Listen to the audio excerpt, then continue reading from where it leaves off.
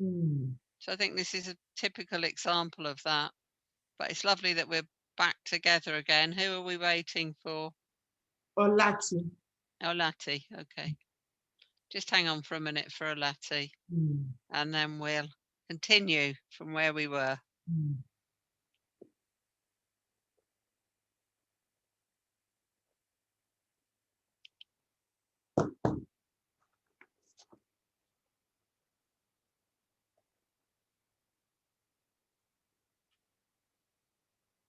Oh, there we are. There's a Lati.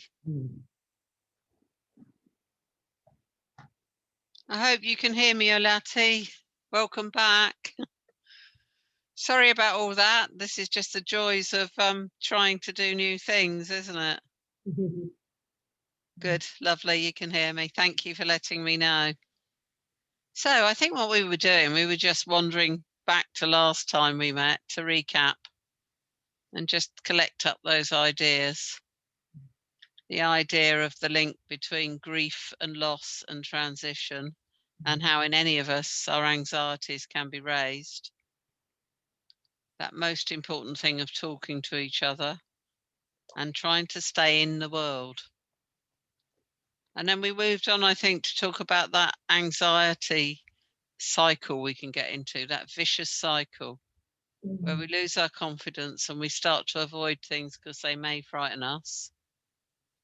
And then the more we don't do things, the more loss of confidence we get and the more anxious we become. And we get locked into a bit of a cycle. And I think we looked at that last time. I'm just going to pop it up on the screen. Let me know. Oh, host has disabled my sharing. Oh, hold on. Can you pop the sharing on, Christine, if that's possible? Femi, can you do that? Is Femi there? His name's up. Can you hear me, Femi? Yes, I'm here, but Christine is the host, so she would have to do that. Click on security and allow. It'd be nice if I could share. You can click on participants and allow participants to share their screen. Yeah. Yes, Rosie.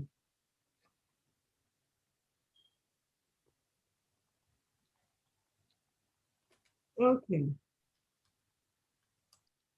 Okay, let's see if we can do it now. Oh, that's fantastic. Thank you.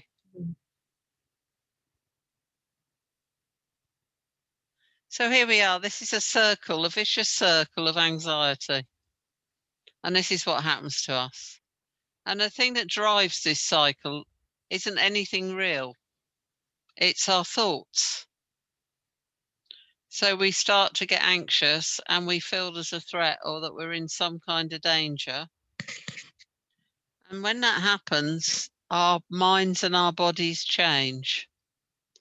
And you may have known it yourself if you've had high anxiety, that if you're very nervous, your body might change.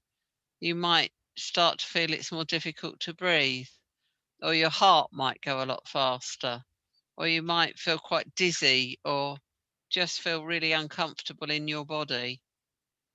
And once you get these body symptoms, the thoughts then become, there must really be something wrong with me, or something is wrong in my world. And you become more anxious. And then you feel more anxious because you think you really are in danger. And you'll go round. And the more in danger you think you are, the more your body will respond with symptoms. And then you read the symptoms as something that's real.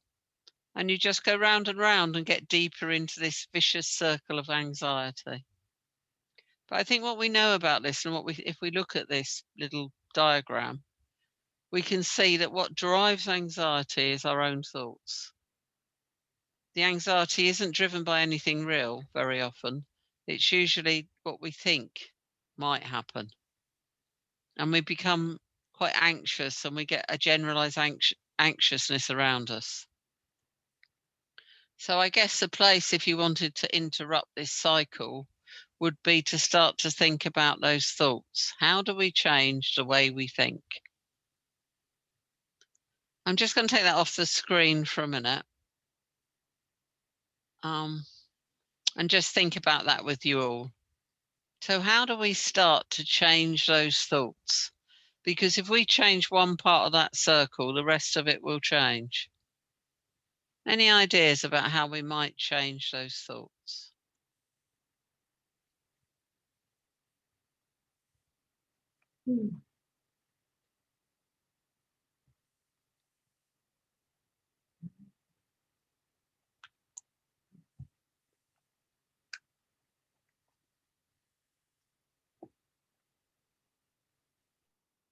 How would we begin to think differently? Where would that start?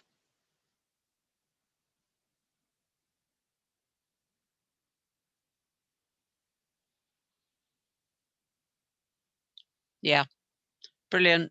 Oh, Lattie's so on the ball. Thank you very much. Challenge a negative with a positive. Yeah. When we're having those thoughts, they're ideas, they're not real.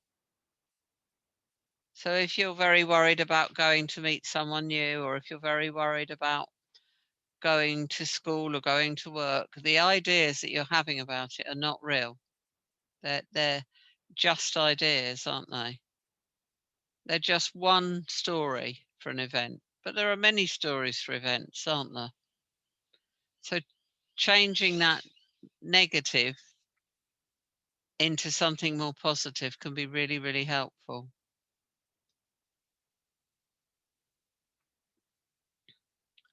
So I'm just going to share another thing with you where we're going to look at a bit more at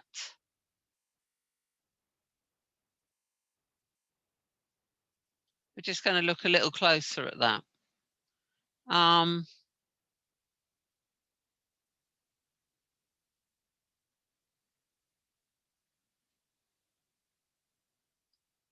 So what we need to do, I suppose, first is start to understand thought processes. We've seen that the role that thoughts have in keeping going the vicious circle of anxiety, sometimes there might also be pictures in your mind. So you might start to think about something. If you're feeling anxious and maybe you feel a bit dizzy, for instance, you might start to think, oh, am I ill? Is there something very wrong with me? Why am I feeling dizzy? And you might also start having pictures in your mind of, the future.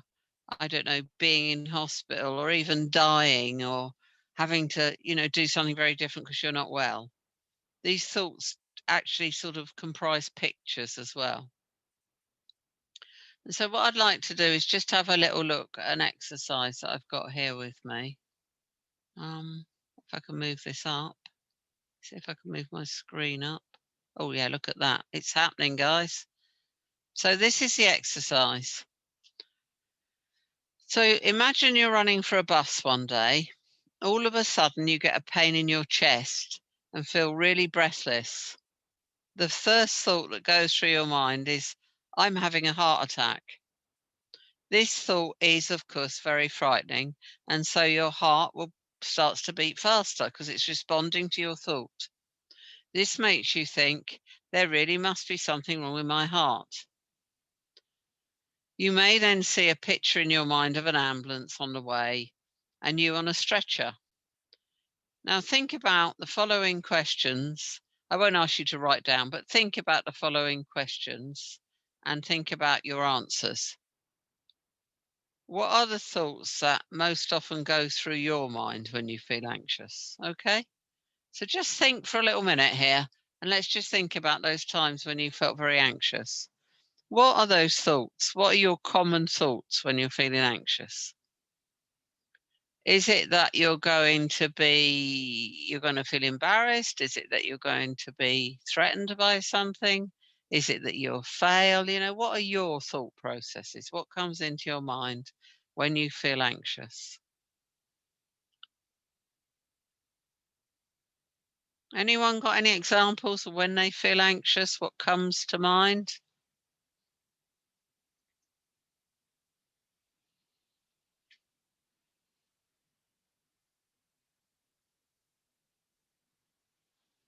I'm just going to take it off the screen a minute so I can see all of you on screen. So if you're feeling really anxious, what are sorts of thoughts come into your mind?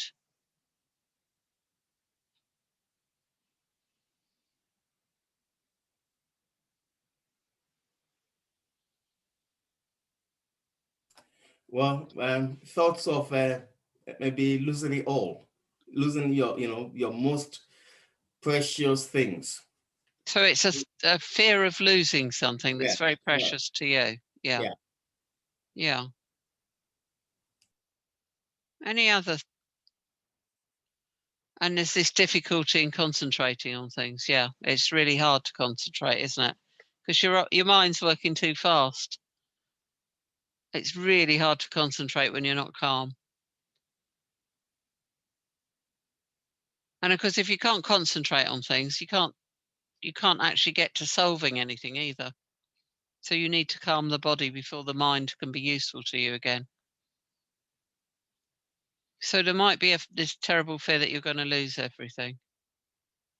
A lot of people carry anxiety fears about illness. It's quite a common one. And ultimately, our biggest anxiety is around death. You know, we won't survive. We'll actually, something so terrible will happen, we'll die.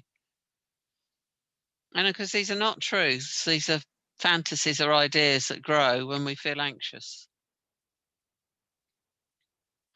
So I'm just wondering, if you've got this big fear of that you might just lose everything, somehow everything will be lost. What sort of thoughts help you in that situation? What can you tell yourself that's useful?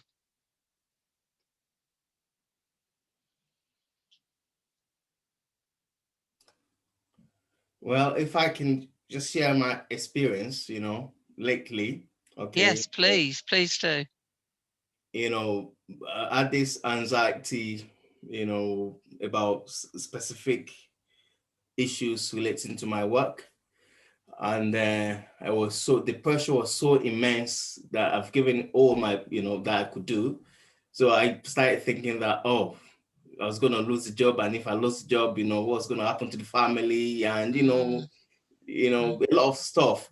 And then it started painting different picture, different, very, very bad picture of things that could go wrong, things that would go wrong, that sort of thing.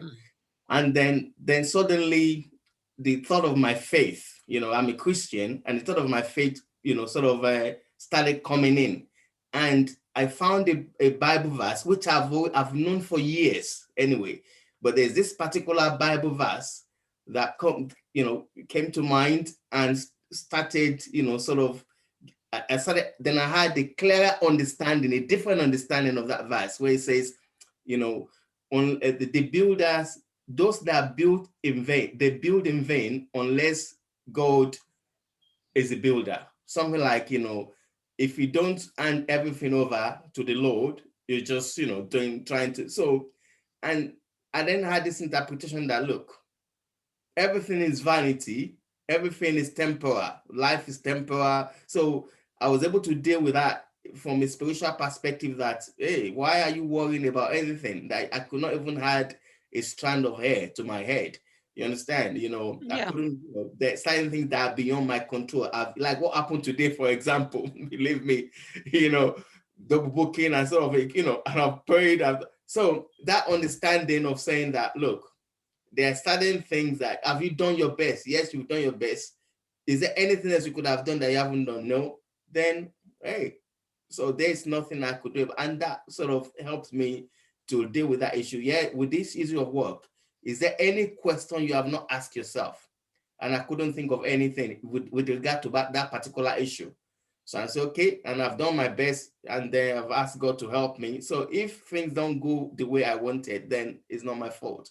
So I was then able, and that gave me some form of peace. I just had this inner peace that, the question is, have you done your best? Have you given it all your best?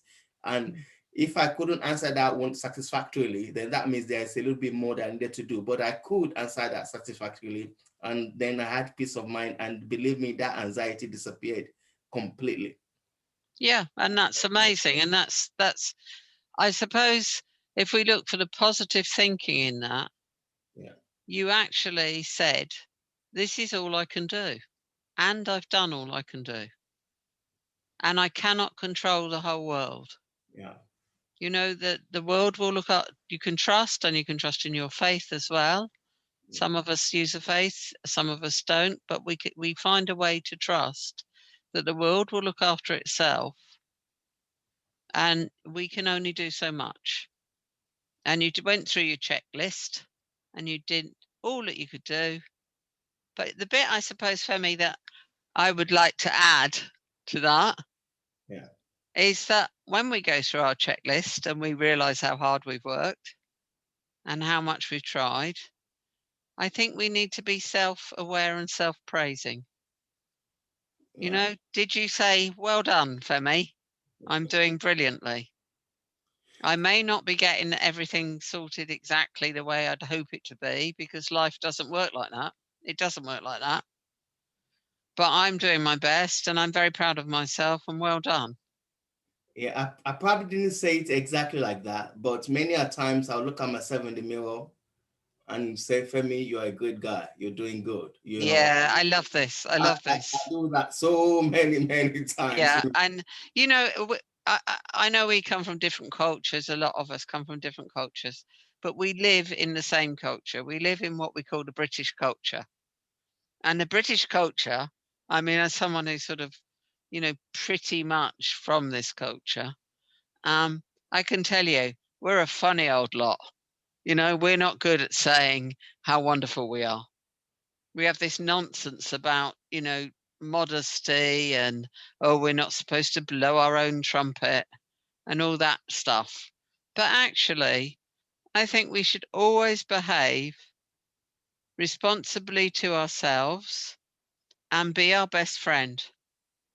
And if it was your best friend and your best friend came and said, "Oh, I don't think I've done very well, or I'm not feeling good about myself," you would say, "Hey, hello." You would say something like, you know, "You're wonderful," or "Don't be silly, you're doing well." So I promote people in being their own best friend. You know, if you are good, happy enough and good enough to say that other people do very well and remember to praise them, then you should be praising yourself too. And all these things, these thoughts, these ways of being with yourself will make a difference to your mental health. Yeah, Yeah. yeah. I know you're there, Lexi, and it's lovely to see you. It's great that you've made it. I'll fill you in a bit in a minute. I'm just going to finish off what I'm saying here with Thank Emmy. you. But lovely to see you. Really lovely to see you. So yeah, you know, we need to be kind to ourselves. We need to be kind to ourselves. There will always be more work to do. There will always be more questions to answer. But we must find time to be kind to ourselves and know when it's time to stop. Know when it's time to stop and know when it's time to move forward. And those sort of thoughts are so important. All our research shows us that if you think good stuff happens. Because what you actually do when you're thinking positively is you're changing your body and your mind and its response. And then you're able to go and do more. It re-energizes you. So I love that you found a way through that, Femi, and it's a beautiful example. And thank you for sharing. But you know, I do hope as well that you do get, you know, lots of time in front of the mirror saying, you know what, I'm a really good guy. I'm a lovely bloke. I'm a nice family member. I'm a really good colleague. And all the other things you're good at, you know? And that's not about, you know, boasting or extreme vanity or any of that nonsense. It's good for us. You know, we have to know that we're okay because that's how we build our confidence. So I think it's really important that we, you know, we praise ourselves. I do some teaching on a counselling course, and I said to the students that I'm teaching not long ago, I said, what I want you to do, I want you to write down all the things you're amazingly good at.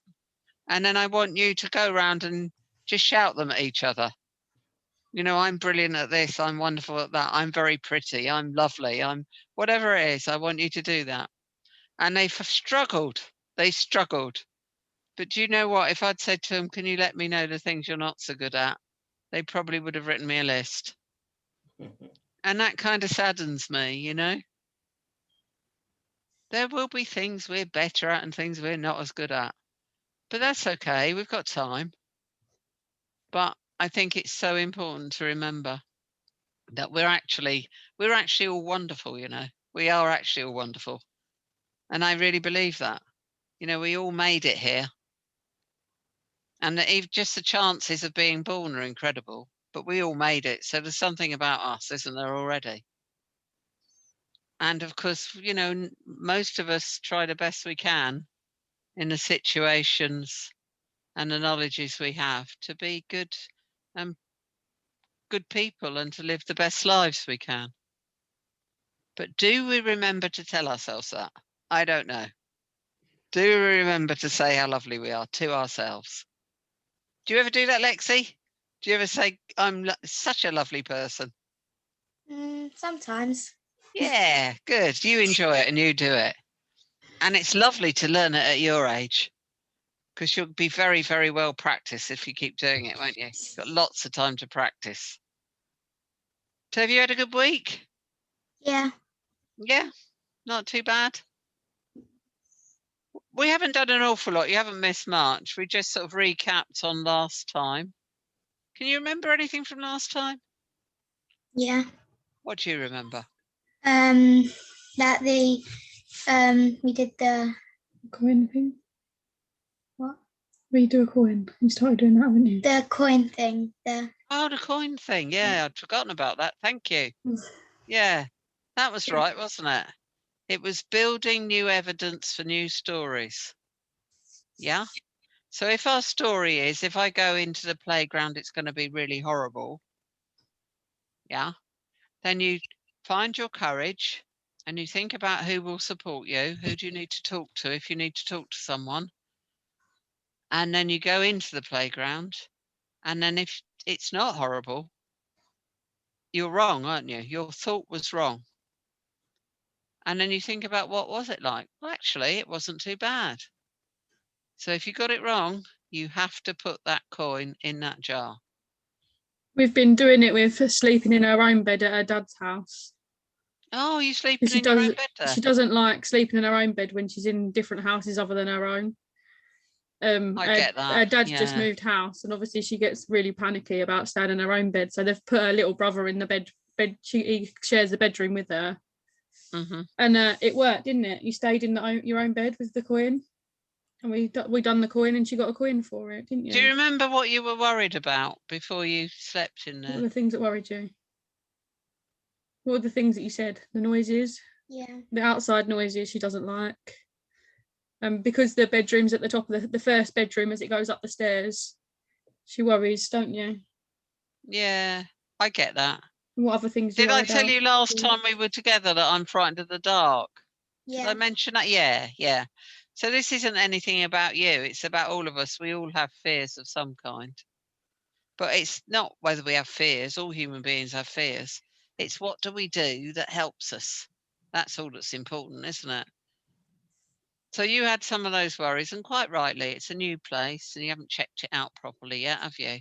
No. And you haven't built any evidence yet.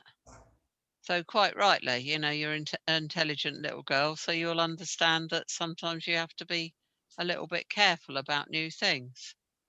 So that makes sense to me. But I guess the bit I'm hearing is that you've been very courageous. Because even though you didn't like the idea of it, you had a go, didn't you?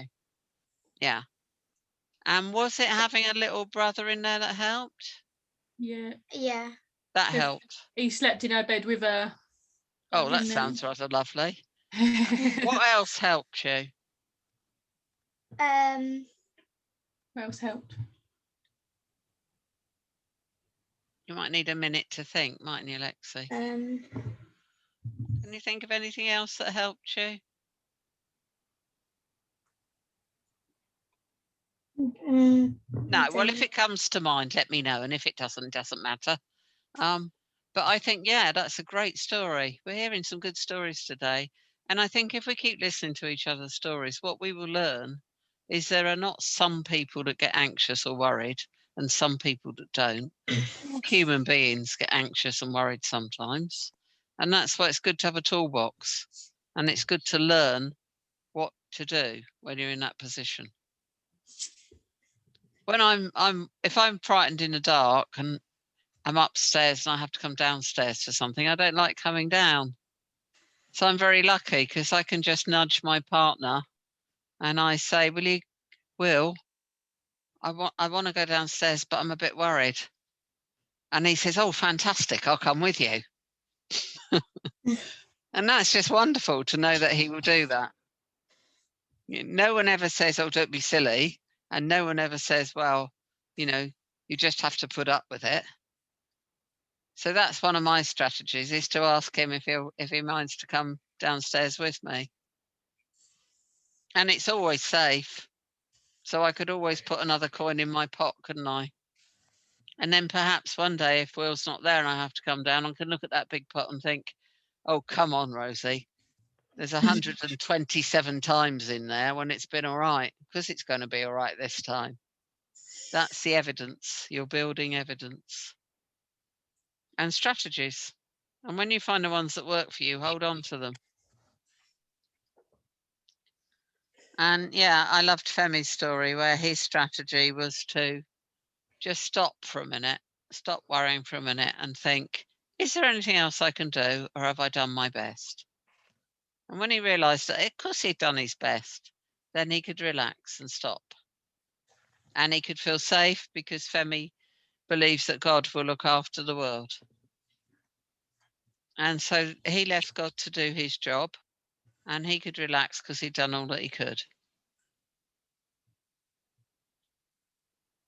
But it doesn't, these things don't stop. We do through our lives have worries. And if they're left alone and unattended to, they can grow much bigger and they can have a really bad effect on our mental health. So it's not just thinking about what you do with your worries, but always remember the other people have got them too. I put on the screen a little bit to share about a little example. I'm just going to pop that back up there again.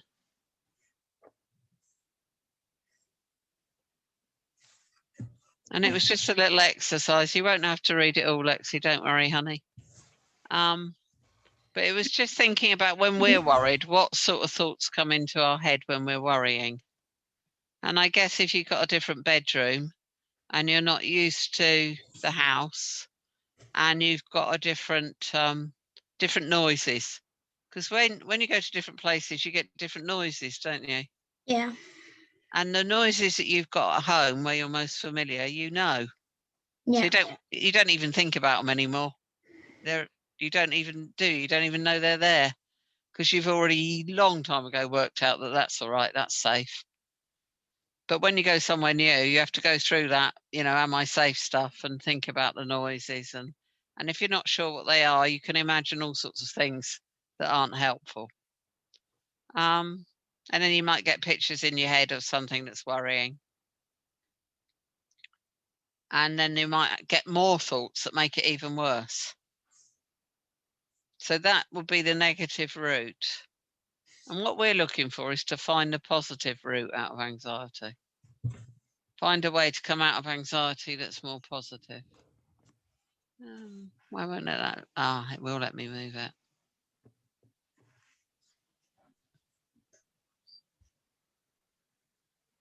And these thoughts can kind of come and go.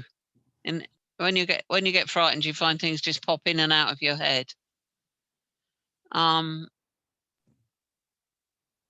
they can almost become a bit of a habit. You just keep thinking about the worst thing that could happen. And if that's happening to you, another idea that you might like is the idea of keeping a diary. So again, you would write your diary, I had this worry today and this is what I thought. And then at the end of the day, you write down what really happened. And so that you start to learn the difference between your thought processes and the reality. So you might imagine the last time you felt anxious and try and run through it a bit like a film in as much detail as you can. And then write down any frightening thoughts and ask yourself, was I exaggerating? Am I jumping to conclusions or making assumptions? And am I just focusing on the bad things?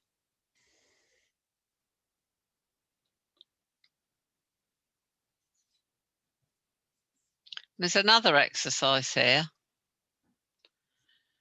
It says Mary was doing her weekly shop and it was just before the bank holiday, so the supermarket was very crowded and she began to feel hot and a bit dizzy and thought she might faint.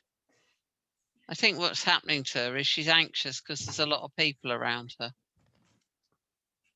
And the feeling of anxiety that followed in her body, the dizziness and the feeling faint,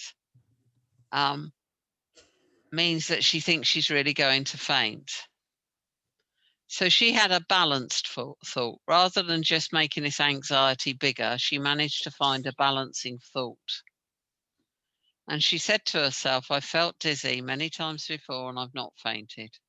I have fainted once, but at that time it felt really different. So again, this evidence, when you think something's going to happen to you, very often we've been in that situation many times before and nothing has happened. And John is so busy and stressed out at work, the amount of work in his trade just grows and grows. He feels like he's never going to get on top of it all. It's just as bad for the rest of his team, but his colleagues don't seem to worry like he does. He thinks he must be going mad. So his anxious thought, the thought that's not helpful is, I'm going mad, I'm going mad. And then he finds the balance thought. I've not gone mad yet, and the doctor tells me anxiety is not madness. And that helps him. That helps him to come out of that. So you could fill a sheet with any thoughts that you have and try to do things to test out whether your anxious thoughts are real or realistic. For example, would I really faint if I didn't get out of here? No, you wouldn't, is the answer. You wouldn't. We can often feel dizzy if we're feeling a bit anxious, but we won't faint. So I'm going to take this off the screen a minute. So I think what we're learning from this is that we have the power to change our anxiety. The power is in us. So we need to be talking to people and saying what we want. We need to find relationships where we can say what we feel.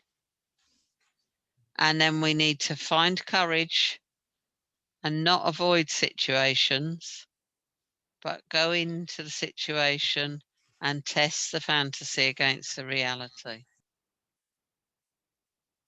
Oh, we've got someone else joining us.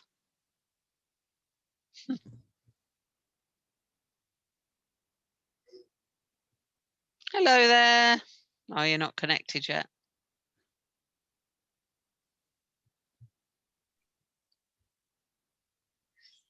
Hello. Forgive me if I don't pronounce your name properly. Is it Makanjola? Hello. Good afternoon. Hello. Good Hello, afternoon. How are you doing? Lovely that you could join us. Yeah, thank you. Can you tell me if I'm pronouncing your name properly? Yeah, you did. You tried. Tell me how you'd like me to say it. Yeah, you pronounced it well. Makonjola. Makanjola. Lovely. What a lovely name. Yeah, thanks. Forgive me if I'm not familiar with your No, name. it's all right. It's all right. But Thank you. don't let me call you by the wrong name. Our names are It's very, okay. very important. So yeah, very well. Very. yeah. And we were just talking about the idea of this sort of anxiety cycle we can get into. Okay. And how our thoughts guide our anxiety levels. Anxiety is a consequence of feeling less in control. So if things are happening where we feel less in control, we're more likely to feel anxious. But actually, we are most of the time always in control because we can govern our thoughts. So I think it's Jiminy Cricket that says, think a happy thought. And I think there's a lot of truth in that idea. Think a happy thought. We can tell ourselves lots of different stories, but we need to find stories that are helpful. And we need to have an escape route, and we need to have someone to support us.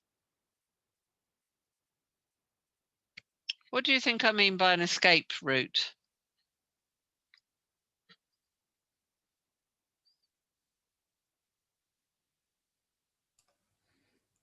Is it like a way out? Yeah, way out. So if I was very worried, for instance, about, I don't know, going into a new group of people and meeting them, if that was really worrying me, because my confidence was a bit low because I've been through some anxiety. And if I was really worried about that, and so half of me thinks, oh, I don't want to go. I probably won't go. I'll make an excuse. I won't go, or because I can't face it because I'm sure it's going to be awful. And I won't know what to say, and I won't know what to do, and I won't know if they like me, and you're feeling really quite lacking in confidence and anxious. Then if I'm going to try to keep growing and not get stuck, I'm going to try and face the anxiety and change that fantasy for a better reality. Then I really have to go, don't I? So I have to find the courage first to go. But to help me, I might go and talk to my friend and say, I really don't want to do this. And I just wonder if it gets awful, whether I can text you or phone you. Or I wonder if I can come and see you afterwards, just to know that when I get through this, I've got someone nice to talk to. So I'm kind of setting up some strategies around going. And then I'm going to think to myself, what will I do if the worst thing happens? What will I do? First of all, what is the worst thing that can happen? So I'm going into a situation with some new people and I don't feel confident and I'm not sure what it'll be like. What is the worst thing that you think could happen to me?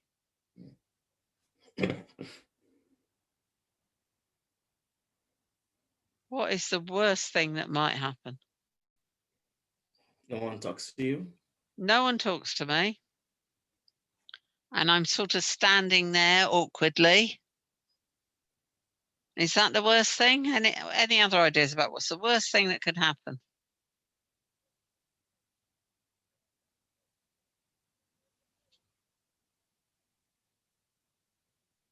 They're a new group of people and I've never met them before. What can happen? Nobody will talk to me. I'll be lonely, feeling silly. Yeah, I feel silly Hmm. and awkward and embarrassed and nobody's talking to me. Hmm. And I can't find any words to say to them either. And I haven't got the courage to go up to someone and say hello. So then what happens? What next?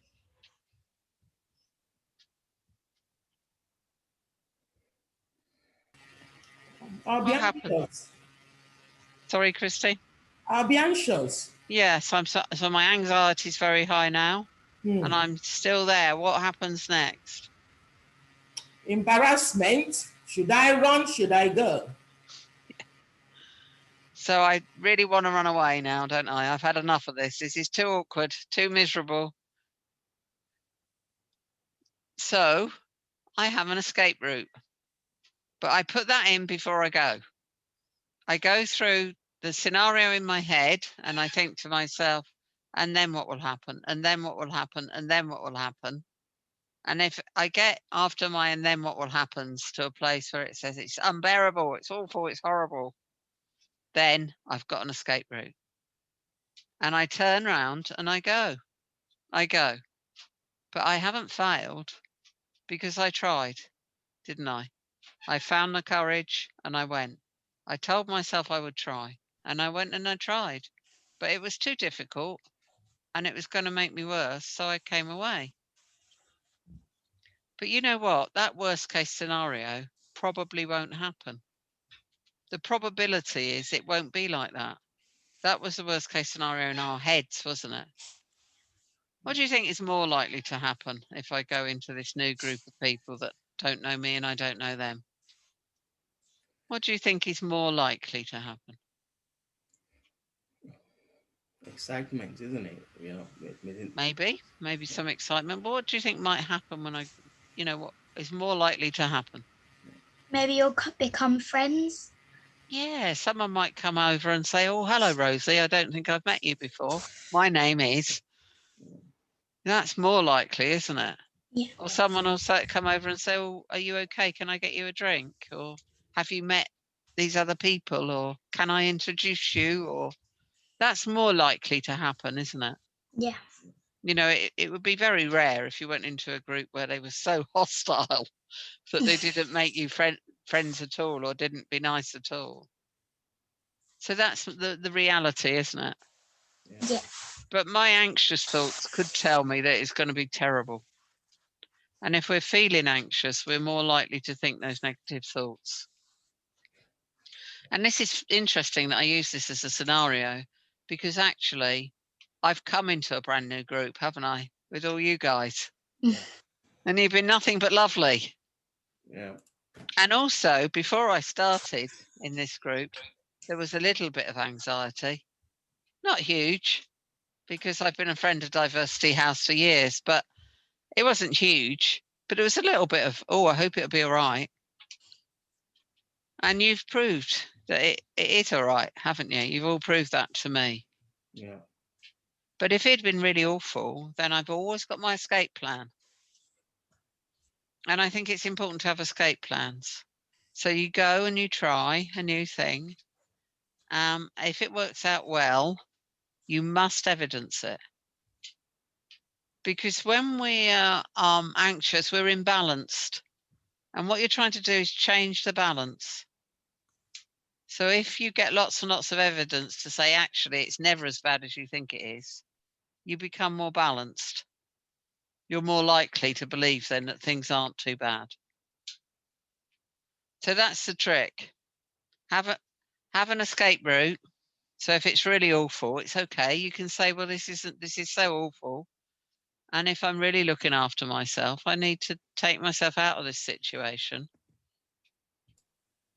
to look after myself. But most of the time it isn't. And then you can come home and think, oh, I spent all that time worrying about how awful it would be. And actually, oh dear, I quite enjoyed myself, or it wasn't that bad. And then next time you have to take one of those steps forward, it could be easier because you have more evidence. Does that make some sense? That idea of building evidence, looking after yourself? Yeah. And also rehearsal. That's the other thing that's important. Rehearse it. What will I do if it's really not very nice? Like with Lexi, when she's trying out this new bedroom at her dad's house. What will I do if I really get very worried? What will I do? And what would you do, Lexi?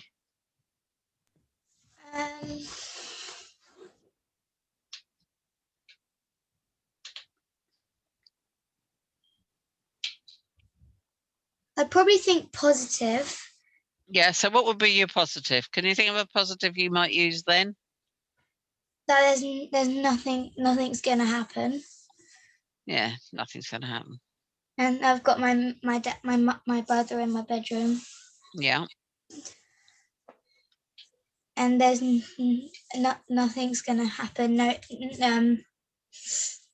I don't need to worry about anything. And is Dad there too? Yeah, Dad's in the other bedroom. Dad's in the other, so he's not far away, is he? No. No. What would happen if you got very worried, and would you go and tell Dad that you were worried? Yeah. And what might Dad do? Dad normally just says it's nothing's gonna happen, and then he puts me back to bed. Well, I go back to bed. Yeah. Is there anything else Dad can do for you?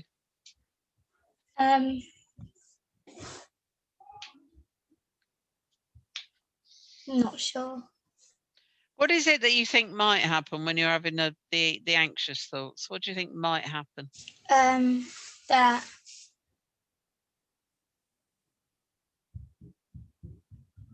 I'm not sure really. No. Is it that someone might come in the house, or is it that yeah, someone might come in the house? Okay. So what would make you feel safer about that? Well, every night I go to bed, I like to see that the door is actually locked. Good one. Brilliant one. Like, well done. So then I know it actually is, and then I'm fine. Yeah. Yeah. So the door's locked, and Dad's there. Nothing's going to happen. No one's going to go in, and no one will go in anyway. Why will they not go in anyway? I don't know. Just doesn't happen very often. No, it doesn't happen very often, does it? No. If you wanted to be burgled, you would have to wait a very, very long time. Yeah. And it would probably never happen. Yeah. Because it doesn't happen very often, does it? No. No. And the door's locked. Yeah, we live very close to a prison. Yeah. It's behind our house. Yeah. And does that worry you? No, it used to. I used to think that like they're gonna escape, but now I don't think, because I don't think that's. I just thought I was just worried about it, but not anymore. No. No, you kind of find ways to stop. I'm so used to it now. Yeah, and this is so true, you know, Lexi. Things we're more familiar with, we feel more in control of. Yeah. And then we don't get so worried about them, do we?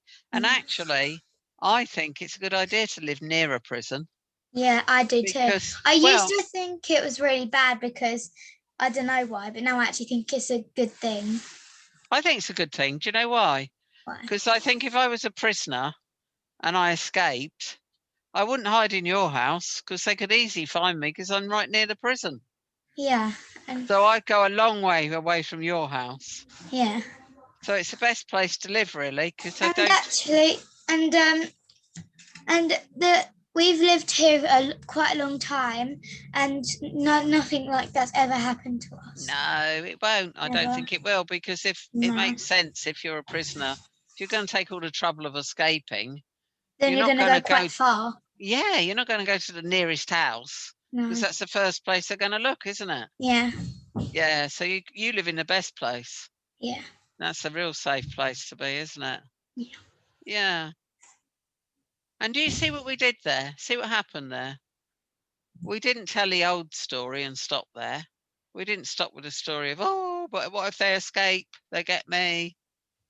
We moved that story because that actually is not a very likely story. No. And the real story is if they escape, they're going to get as far away from the prison as quickly as they can, aren't they? Yeah. Yeah. So you're really in a safe place. You're very lucky. Yeah. But when you stay at Dad's, that's not near the prison, is it?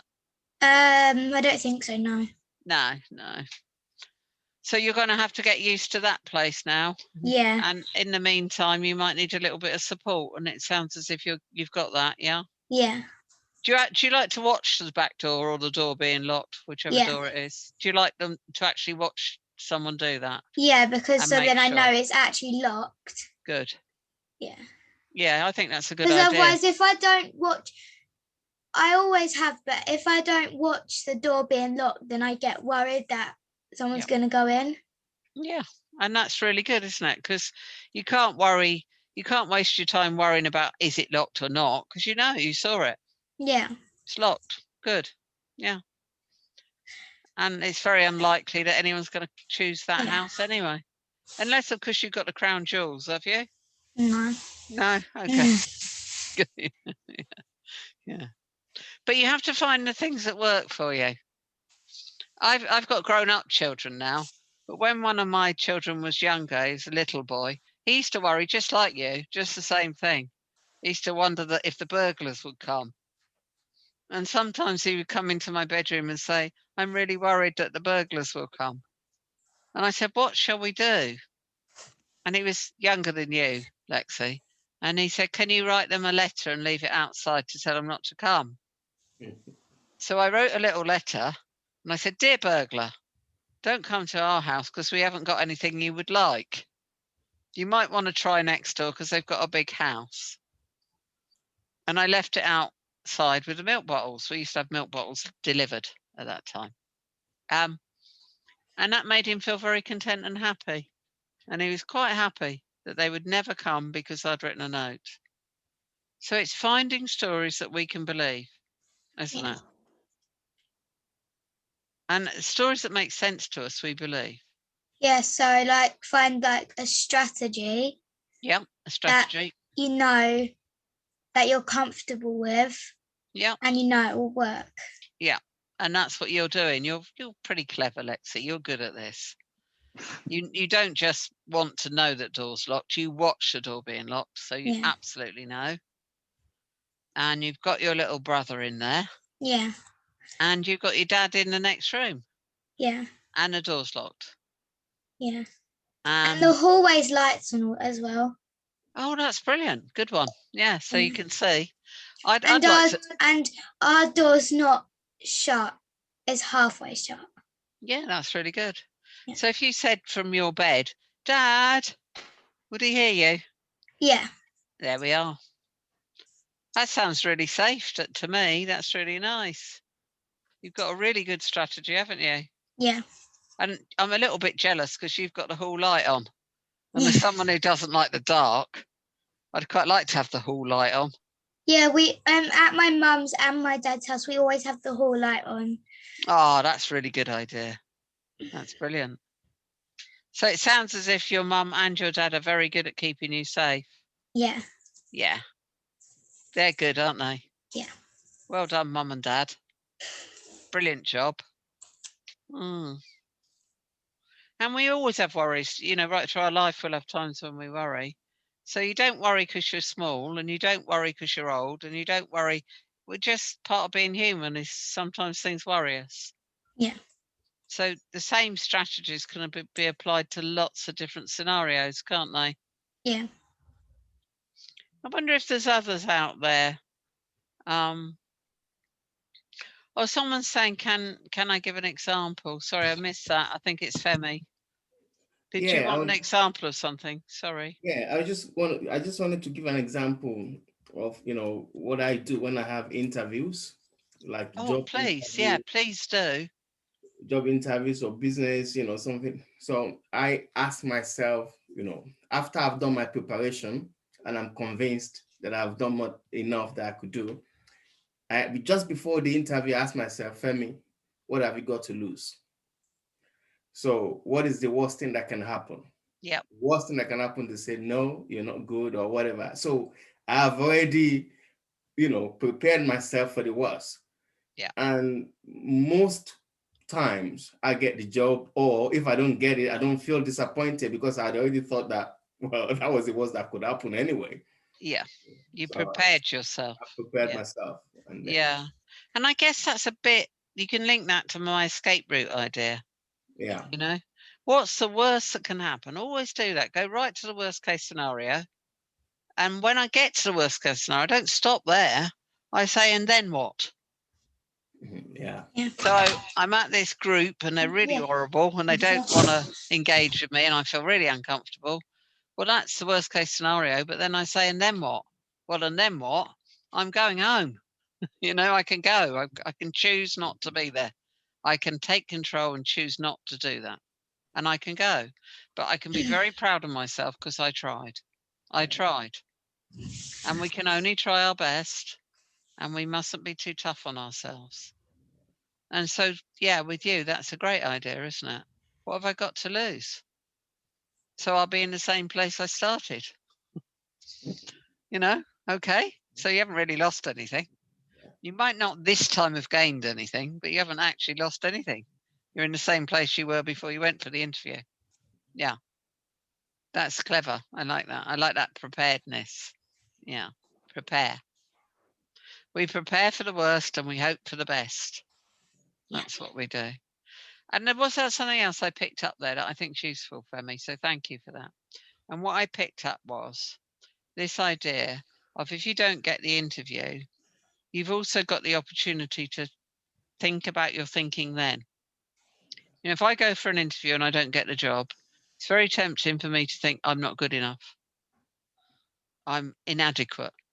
There's something wrong with me. But actually, it could be that although they don't know it, they haven't chosen the right person anyway. You know, this idea of opinion, we have to be very careful with that. Very careful. We all have ideas about each other, but that doesn't mean they're truths. Doesn't mean they're truths. And realistically, in one interview, how much do they know you anyway?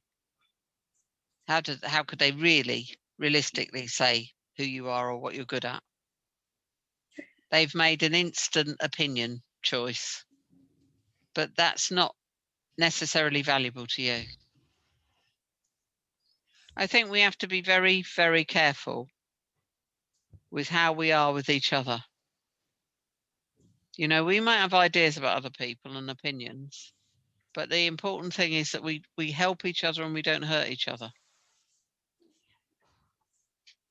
And the important thing for us is to realize that not everybody's opinion is valuable or truthful. You know, this idea that someone says something about you so it's true is nonsense. Because we're actually all different things to all different people. So sometimes we like people and sometimes we don't like them quite so much. But that's to do with us. It's not to do with the person. I have an example of when many years ago, when I was first doing my training as a counsellor, I used to do some of the training through the university and some of the training in the workplace because I had like a workplace I was in. And so I had a supervisor at work and I had a tutor at the university. And they used to kind of read each other's notes. So the supervisor at work would read some notes from the tutor at the university. And I went to see my supervisor at work for my supervision. And she said, "Oh, I was just reading some notes from your tutor, because I used to do residential weekend trainings, from your training." And she said, "Oh, I don't think Rosie was quite with us this weekend. She didn't seem to be fully attending." And I just felt incredibly embarrassed because I always wanted to be the best student and the best counsellor and the best person at work. And I didn't realize that she would say anything that was, I guess, to me negative. And I felt very, very embarrassed. And fortunately, my supervisor is a wonderful, wonderful person, could sense my embarrassment. And she just picked up the paper that she's reading it on. She ripped it in half and threw it behind her head and said, "Don't worry, Rosie. It's only an opinion. How are you?" And do you know what? I've never forgotten that to this day. Because it suddenly made me realize that actually the person that's saying these things could be wrong. Or they could, what they're not actually doing is being very skilled relationally, are they? Yeah. Because if we say anything that hurts another person, then we haven't done a good job. There are loads of ways of saying to people, "It might be better if we did it that way," or "I wonder if you did a bit more of that, whether that would be helpful." There's loads of ways of making changes and helping people. But if we make them feel uncomfortable or inadequate or less than, we've not done a good job. What? So I guess if you come out of an interview and you think, "Oh, I feel terrible about myself," then I would question the people that were doing the interview. I would think, well, what haven't they done to help me? Sorry, Lexi, you trying to talk to us, honey? No, I forgot what I was going to say. Oh, sorry. It's all right. If it comes back, just jump in. So yeah. there's. Yeah, Go on, I remember. So when I get worried or something, yeah, I think I said something similar last time. I have dogs and horses, and when I'm worried, I normally go to my dogs because I'm always here with my dogs. So how does it help? I don't know. I think I feel more relaxed. Yeah, so something kind of soothing about being around your dogs. Yeah. Do you look after them? Yeah. So you've got a little bit of responsibility there as well. And do you feel like you're in charge when you're with them? Yes, sometimes. Yeah. And this again, this idea of feeling more in control, less anxious. So if you've got responsibilities or someone to look after, sometimes you'll feel less anxious because you know how to do that, and that's what you do. And in the last Zoom, when you said write things down that you're actually good at. Yeah. I've got a worry monster thing. Yeah. And I write down what I'm good at, and then I put it in there. That's a good idea. Oh, I think we're going to see this, aren't we? Good one. This thing. Oh, wow. That's a brilliant monster, Lexi. And you just open this and yeah, you just put it inside. Yeah. So you've used it to put things you're good at in. Yeah. I know some people use things like that to put their worries in, don't they? Yeah, that's what, sometimes I do that, sometimes I do, it depends. Yeah. But if you ever emptied it out, you could find things you worry about and things you're good at. Yeah. So that'd be a nice little balance, wouldn't it? You might want to read one that you're worried about and then one you're good at to balance a little bit. Balance is so important, isn't it? So important to our lives if we can balance things. But yeah, that's a good idea. Anyone else got any sort of worry strategies that they do? What do you do?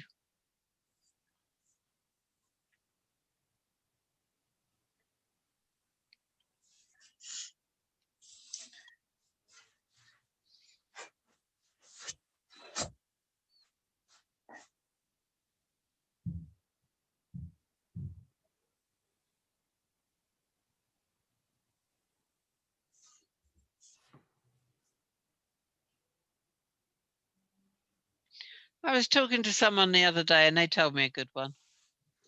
What they do is if they're in bed at night and they can't sleep because their worries keep popping in their head, they imagine a box, any box you like.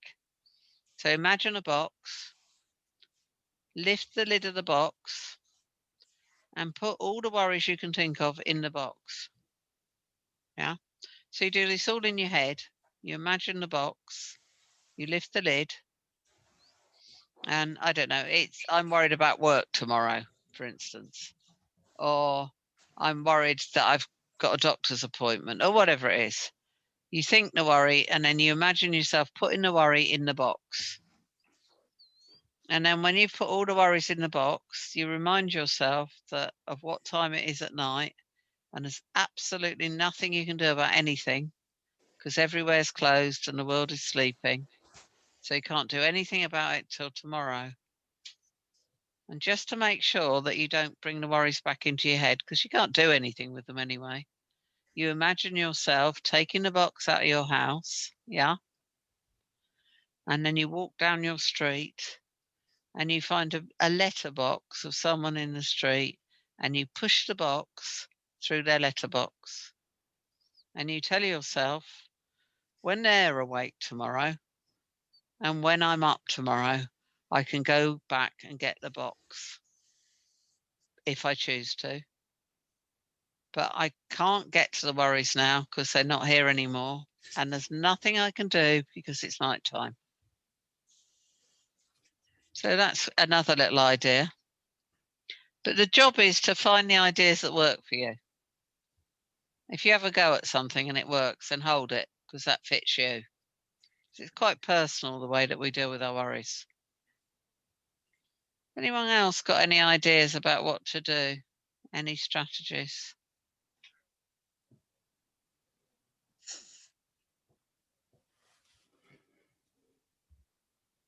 What else might you do?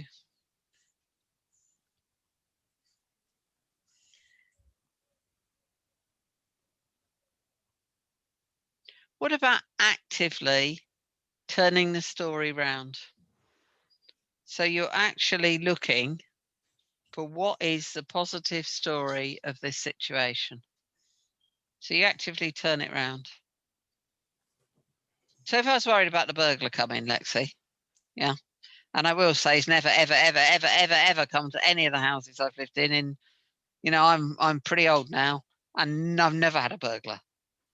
I've wasted time worrying about burglars, but I've never had one. But okay, so if I'm worried about the burglar again, yeah, a bit worried, I'm having what was that noise? And I'm having a little bit of temptation to get into a bit of a worried state. I might think to myself, well, tell a good story about a burglar.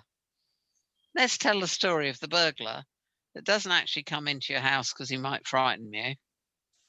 And he doesn't actually take things away, he brings things. And then I think about, what does he bring? And then I can start thinking about all the lovely things I'd like someone to bring to my house. So like thinking of a story that's positive. Yeah, a really nice story. Yeah. Yeah, a nice story. Because maybe we think all burglars are bad, but maybe there are good burglars out there that just bring things and leave them outside your door. And sometimes I'm in bed and I hear a noise and I don't know what it is. Instead of just laying there and worries about it, sometimes I look through the curtains or window so I know what it is. Yeah, check it out. Yeah. Yeah. If we check it out, we turn the fantasy into a reality. It's a bit like when you don't need to worry about the door because you've seen it being locked. It's a reality. And we're looking for the reality because reality is something we can feel assured by. Another thing you might do is try and remember the noise, and then when you're talking to your dad the next day, you might say, I heard this noise and it sounded like that. Do you know what it is? Because if he lives there, he might say, oh yeah, that's that guy next door, it's his car door, or it's, he'll know the noise just as you know your noises where you live. When we first moved into this house, because I used to like not know the noises because I haven't been around here yet. Yeah. And then I'm used to it now. And then at my dad's, that's the same thing. Yeah. Yeah, you'll get used to it, won't you? Yeah. But if you're feeling a bit less confident in the meantime, you can use all those strategies, can't you? Mm-hmm. Sounds good. Sounds like you're going to have a nice time in his house. Do you like his new house? Yeah. Is it good? Yeah, my favourite is that it's got a hot tub. Oh, wow. Wow, that's really posh, isn't it? Yeah. I'm getting very jealous of you. You know that? You got a landing light on a hot tub. You're very lucky. Very lucky girl. That's nice. So this is about building strategies, isn't it? Yeah. This is about understanding that there's nothing wrong with you if you're worried. All human beings have times when they worry. But most of what we worry about doesn't come true. Do you know one of the biggest worries people have? One of the most common anxiety provokers in human beings? Flying in aeroplanes. So is there anyone here that worries about flying in planes? Yeah. Yeah, you get a bit worried about it. Anyone else? Anyone worried about flights or aeroplanes? Yeah, I'm very worried about it. You are. Yeah. It Not just that it may crash, but also I have problems with my ears. The air pressure. Yeah. So It hurts, doesn't it? It hurts. Yeah, I that's what happens to me sometimes. But I it doesn't really, because I'm used to it now. I'm sort of like, it doesn't really bother me anymore. So but I'm just what I worry is about like it's going to crash or anything like that. But I know it's not going to happen. It's interesting, isn't it? That we're not really very good at human beings at working things out sometimes. But we have got statisticians, those people that work out what the probabilities are. And this is quite interesting because you've got a 1 in a 62 million chance of being involved in any sort of air event. And I don't mean crash and die. I mean, you know, even on the plane where the engine won't start or something. You've got 1 in 62 million chance. Wow. So again, if you really wanted to be involved in a plane crash, you'd be unlucky because it probably would never ever happen to you. Yeah. And yet that is one of the most common worries. Very rarely happens. Very, very, very, very, very rarely. And yet a lot of people worry about it. And I think they worry about it not because realistically it could happen. They worry about it because it's one of the places where we're much, much less in control when we're in an aeroplane.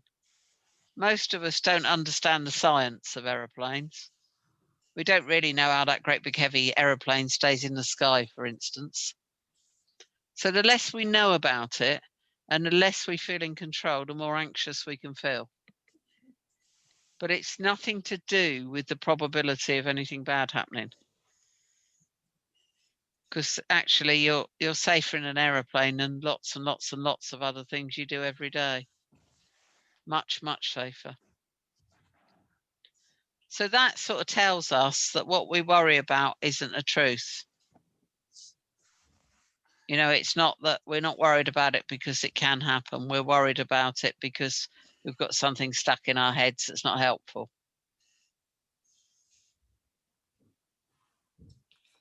So we've got some strategies there. We can think about our escape route. But what we're going to try not to do is avoid things. What happens if we just avoid all the things that frighten us? What would happen if we just said, no, I'm not doing anything because I'm too scared? Then the next time, then the next time you have to do it, you have to try things. Yeah. Because if you didn't try things, then you don't know if you like it or not. Yeah, you don't know the truth, do you? So, like, and if you don't try it, then the next time that you have to do it, you're going to be like, you just won't know what it's like. Yeah. And you'll probably be just as worried, won't you? Yeah. Yeah. And of course, if we all avoided everything, I wouldn't be talking to you and you wouldn't be here today. No, and you I'd wouldn't probably learn still anything be in bed, new. wouldn't I? I'd just You stay in bed. You wouldn't learn anything new. No. We wouldn't have met each other. We wouldn't have learned from each other. So we wouldn't really have had much of a life if we just avoided everything, will we? And we won't stop worrying because we avoid it.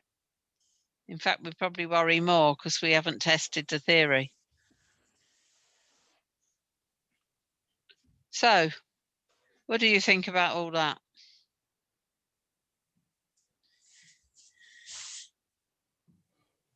Is there one thing that you can change through what you've learned? Yeah. What would you take away from today that you might have a go at, or what might you change? I don't know. What about the others? Where are you all? What might you change?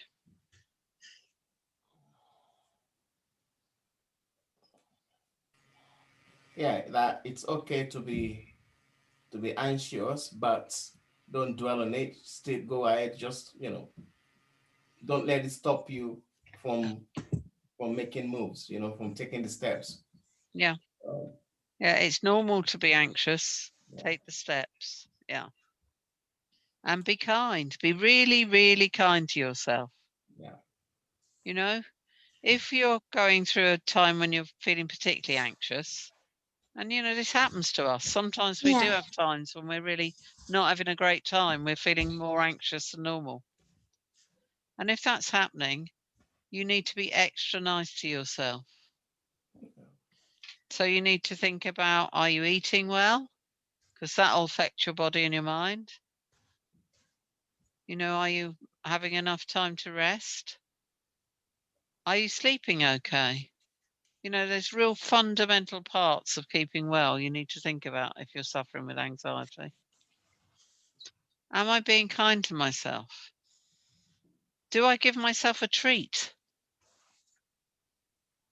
Do I allow nice things into my life? So I think if we're not well in any way, and if you're suffering with a lot of anxiety, you're actually not well. We don't just have physical health, we have mental health. And if our mental health isn't good, then we're not well. And I think if we're not well, we need to have extra kindness, don't we? Yeah. And we might be very lucky. We might have people around us that will be extra kind to us, but we don't all, and we don't always. So learning to be kind to yourself is so important, because wherever you go, you can take you with you. So what ways might you be kinder to yourself? What examples have you got of you being kind to yourself?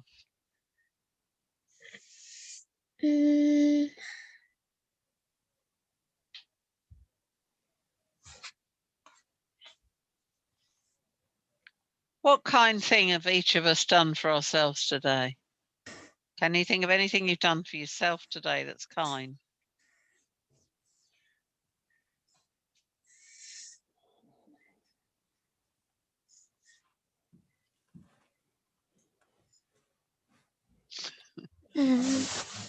This is really interesting, because my guess, if I said what kind thing have you done for someone else, you probably will have an answer for me.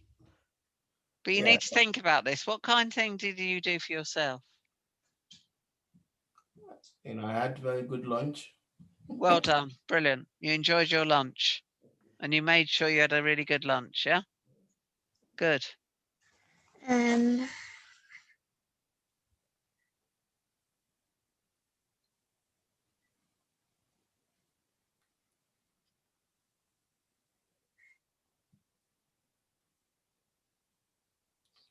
It's not easy, is it? We are our own best friends. We know more about what we need than anyone else. Do you know that? Because we're the experts on us. We are our own experts on us. We know best what we like. Yeah. And if we're not well, or we've had an imbalance, we need to be nice to ourselves. Yeah. But it's funny how it's not in the consciousness, is it? Yeah. It's hard Not to immediate. Yeah. You don't immediately say, oh, well, this, that, and the other. Yeah. You have to think about it. And that's something you might want to think about changing. Yeah. Do you know what I did today? Yeah. I made sure I got an hour in the garden, in my garden. And I'm a gardener. I love gardening. It's the thing I love. And I don't have to do hard work out there, and I don't have to achieve anything. I just do whatever I want to do in my garden and enjoy it. And I had an hour, and that's my I hour. like that. Yeah. It's just an hour. Do what I like with it. You know, I might put a few plants in. I might just sit and stare at the garden. I might, I can do whatever I like, but it's my hour. Sometimes, in lockdown, or the first one, I used to just stop what I was doing and call my family. Yeah.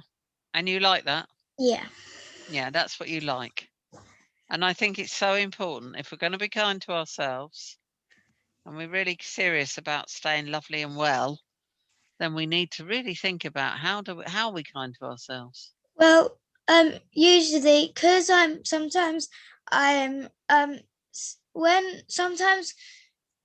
been drawing a lot recently. Do you like drawing? Yes. Oh, that's good then. You're having good time for you. Yeah. And I just stop what I was doing and just sit there and just draw. Yeah, and that helps. Yeah. Yeah. Lovely. Or when I'm angry, or just colour. Yeah. Or sometimes, perhaps, if you're angry, you go and be angry, do you? Find a nice, safe way of being angry and go and be angry. Yeah. Yeah. Actually, being angry can be good fun. You know that? Mm-hmm. And you're always going to have anger at different times in your life. Something's going to press the angry button. So go and express it. Go and be angry, but just make sure you're very safe and that you're not hurting anyone else. And that's fine. Go and be angry. Yeah. So yeah, you're good. Your strategies are lovely, Lexi. You're doing really well, aren't you? Thank you. I'm very pleased for you. But we do need to learn this thing about looking after ourselves. So when I come to you next time, 1st of May. Yeah. I don't think we're going to be able to get together then, are we? Is it too early? We still on Zoom or where are we? 1st of May. We'll still be on Zoom. Still be on Zoom. Yeah, Okay. I don't think it's... When I We got you're on mute, Christine.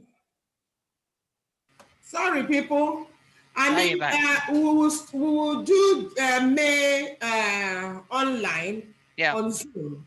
But after that, June, July, we'll do it at our center. Brilliant, brilliant. I can't wait And to that come to gives your us centre. Yeah, exactly. We've not seen for quite some time, so we need to see in person. Yeah, no, it'd be lovely to come to there. So And it's just so much nicer if I can be with you all. You know, I think we're all just missing each other, aren't we? Yeah, indeed. But so when we come together on Zoom next time, which is the 1st of May, yeah, I'm just going to leave you with a little bit of homework. If I give you homework, guys, you don't have to do it. It's only an idea. If you like to do it, do it. And if you don't, the world won't end. But I just want you to maybe think about having a go. Each day, at the end of your day, just think, did I do anything kind for myself today? Did I? Because I want you to grow this lovely habit of being kind to yourself every day. You know, was I kind to myself today? You know, there's little kindnesses where you just remember to tell yourself, actually, you've worked really hard today, or, you know, you're not living through an easy part of your life at the moment. So just stop and have a rest. Or I'm going to have something lovely for my dinner tonight. Or I'm going to put a film on I like to watch, or something for you, just you, and something nice. And then I want you, if you've managed that, to say, well done. Well done. Well done for looking after me. We're very lucky if we can get other people to support us. We're very, very lucky. But the thing you've got to be assured of is you'll go all through your life with yourself. So teaching yourself to be good to you is very important. So that's it, I think, really, for today. I think we've covered what we needed to cover. Are there any questions before I go, or anything you'd like to say? So May the 1st is our last Zoom. Yeah. And then June and July Yeah. Yeah, we are doing it in person in diversity. So June, July, we're going to the diversity house. Yeah. You will get the address, yeah? Yeah. Is that all right? Will that work all right for you, Lexi? Yeah? Yeah, I don't know. Should I get my mum? Because I don't know where she is. Oh, well, we can tell Mum. We're meeting on Zoom next time, yeah? Yeah. So it's all right. We'll let Mum know in plenty of time. But and obviously, if you really can't get there, then you can come on Zoom. I can do it on Zoom as well. Don't worry. Yeah, I'm sure I'll be able to. You won't miss anything. You really won't miss anything. We'll make sure you're included. But wouldn't it be lovely if we could all meet up? Yeah, I'm sure I'll be able to. That's nice. Okay, that'd be lovely. So has anyone got any questions before we finish today? Or anything they'd like to say? I'd just like to say that these sessions are very, very, helpful and useful, and just to say thank you for your time. And, sorry for the, hiccup or, the mishap today in terms of double booking. Yeah. And I guess one of the kind things I, did for myself today was not letting it, affect me. You did brilliantly. I think we all did brilliantly as a group with that, didn't we? Nobody moaned. We were all right. Tried our best, but these things happen and it will get better the next time. Yeah, absolutely. And I actually, although I wouldn't have wanted it to happen to you because we do feel some discomfort. Yeah. It was great because we could use it as an example. Correct. Yeah. The world didn't end, did it? Yeah. You might have done a lot of worrying about, oh, what if the Zoom doesn't work? What if, what if? Yeah. And actually, the Zoom didn't work. And we all got back to where we wanted to be and it all worked out beautifully. Yeah. So I think it's a good example, that life won't always do what you want it to. Things will not always work the way you want them to. There is no perfect world. But if we've got the strategies and the belief and that we treat things in a positive way, you didn't see me moan when it happened, did you? No. Oh, come on. There are bigger things in the world for me to worry about. And I know that you're all trying your best. It's just Zoom. Yeah. So I didn't worry about that. And I think, but it's a nice example. Let's not get all worried about things that we can't control. Yeah. Let's just do what we can with the things we can. And just keep remembering to be nice to each other. Because when we're nice to each other, we work better together. Yeah. Yeah. So don't even worry about that. That was great that it happened because it was an example that I could use with the group. So thank you for providing that example for me. But don't worry about it, please. No, not at all, not at all. No, not worth a worry. Yeah. Okay, well, I'm going to let you all go. Lovely to see you and hear you or to be with you today, whichever it's been with us all. Thank you. And lovely to see you, Lexi, again, of course. Yeah. And so proud of you. You're really courageous, very courageous. Thank you. And so I'll see you all on the 1st of May. Yeah. Thank you. Take care. Thank you. Have fun. Thank you. Bye-bye. Bye. Bye-bye. Bye. Bye. Bye. Bye.